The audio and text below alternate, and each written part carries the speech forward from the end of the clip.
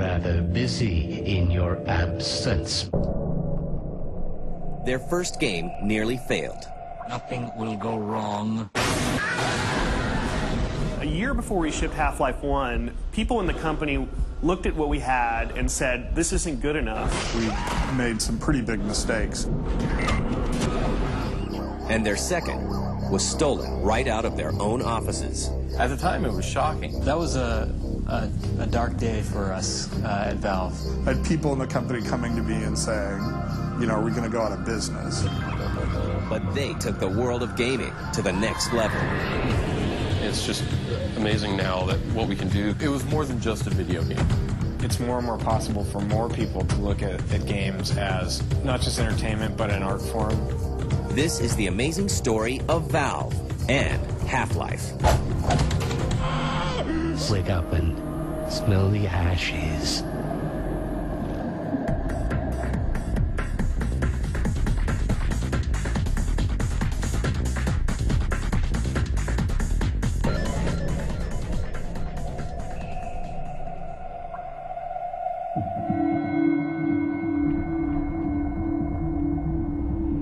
In 1996, a software developer at Microsoft named Gabe Newell is struck with a new idea. I got to know the guys at id, and the more I thought about what they were doing and the successes they were having with their distribution models as well as their technology, the more it seemed to me that that would be a lot more fun than working on operating systems.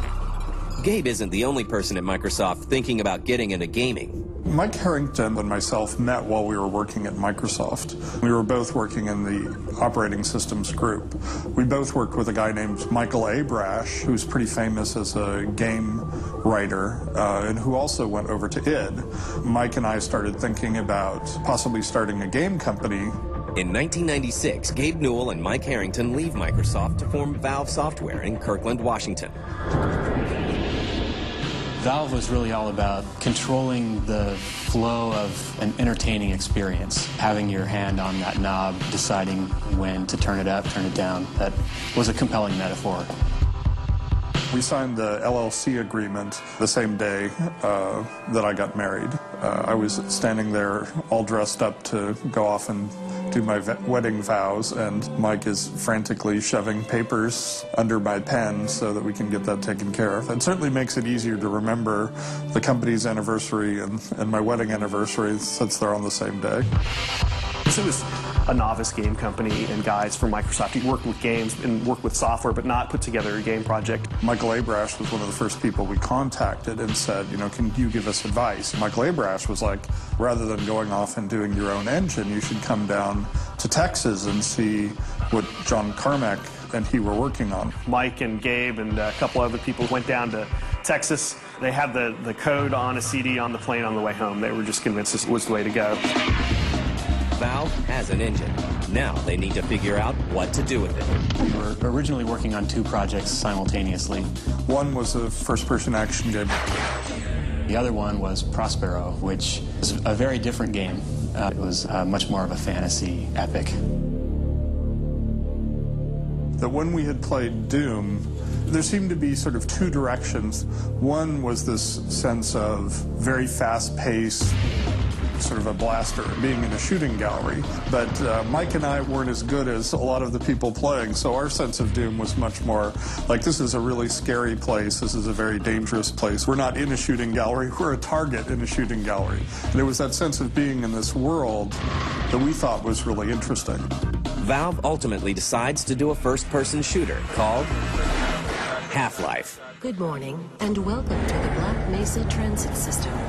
Half-Life 1 started with something which was sort of revolutionary at the time, which was we started you off in an ordinary day at work with no weapons and no sense of peril. You were just a scientist named Gordon Freeman. Morning, Mr. Freeman. Looks like you're running late. It was showing up for a day at work at the Black Mesa research facilities.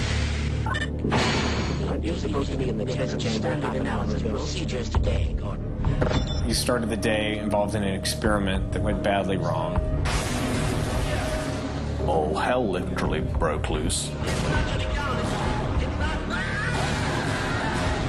All of a sudden, from mild-mannered scientist, you become a crowbar-wielding savior of the universe. It's a perfect sort of story setup for what then becomes a fight for survival.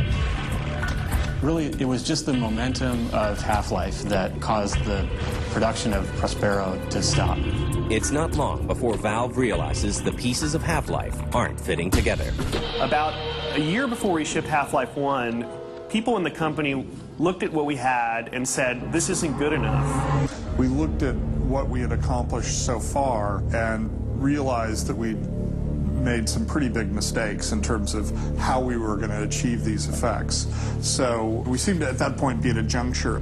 The team must decide to either ship the game as it is or to throw out everything and start fresh. Oh my God, we're doomed!